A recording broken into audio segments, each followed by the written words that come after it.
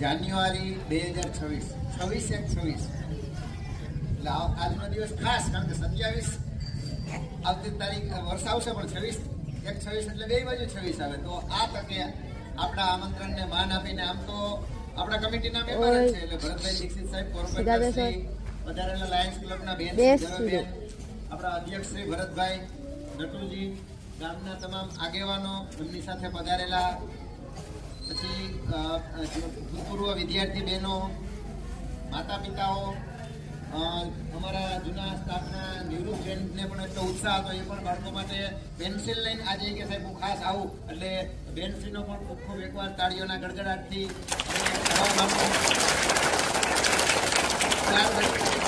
ત્યાર પછી બિસ્કિટના દાતા એવા બેનશ્રીનો પણ આપણે ખૂબ ખૂબ આભાર માનશું.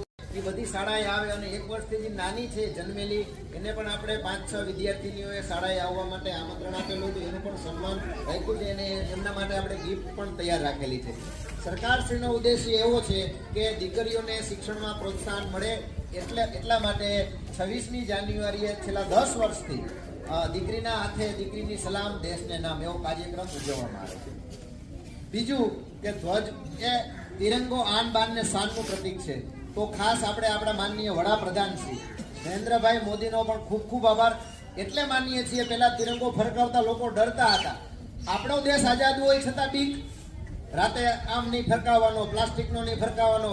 સરકાર ચૂંટાણા પછી મોદી સાહેબે ધ્વજ આપણી આન બાન ને શાન છે, દરેક નાગરિક પોતાની ઘરે પણ ધ્વજ ફરકાવી શકે એવી કોડ ઓફ કન્ડક્ટ, જેને કહેવાય ફ્લેગ, ફ્લેગની કોડ ઓફ કન્ડક્ટમાં સુધારો કરી નાખ્યો, કારણ કે આપણું ગૌરવનું પ્રતીક છે. આપણે ના ફરકાવી તો બીજા દેશ થોડા ફરકાવે, એટલે એમનો આ તકે ખાસ આભાર. એટલે દરેકની ઘરે આજની તારીખ હતો કમસે કમ તિરંગો નાનો મોટો સાયકલમાં, ગાડીમાં કે ઘર ઉપર લહેરાવવો જોઈએ. આ કેસરી રંગ સુરવીરતાનું પ્રતીક છે. આપણે અહીંયા શ્વાસ લઈ રહ્યા છીએ, સરહદ ઉપર માઇનસ ઠંડીની અંદર સૈનિકો આપણા દેશનું ધ્યાન રાખે છે. સફેદ રંગ શાંતિનું પ્રતીક છે, એ કેસરી છે એટલે સફેદ છે તો શાંતિ છે, અને શાંતિ છે તો લીલો રંગ હરિયાળી છે. તમે એના જો લીલા લેર કરીએ છીએ, હરિયાળી આપણે ડર નથી, કારણ કે એની ઉપર સુરવીરતા, બલિદાન, કેસરીઓ છે. કેસરી રંગ કેટલા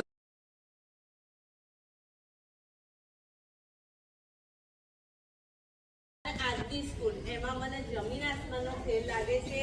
સાહેબ નવા આયા છે, બહુ જ ખંતીલા સ્વભાવના છે સાહેબ, બહુ એ કામ કરે છે, પણ તમે બધા એની પાછળ ભણજો, નિયમિત આવજો, યુનિફોર્મ યુનિફોર્મમાં આવજો, સ્વચ્છતા રાખજો અને સારું એવું ભણી ગામનું અને તમારા મમ્મી પપ્પાનું, તમારા શિક્ષકોનું, તમારા આચાર્ય સાહેબનું નામ રોશન કરજો, એવું હું તમને કહેવા માંગુ છું. બસ.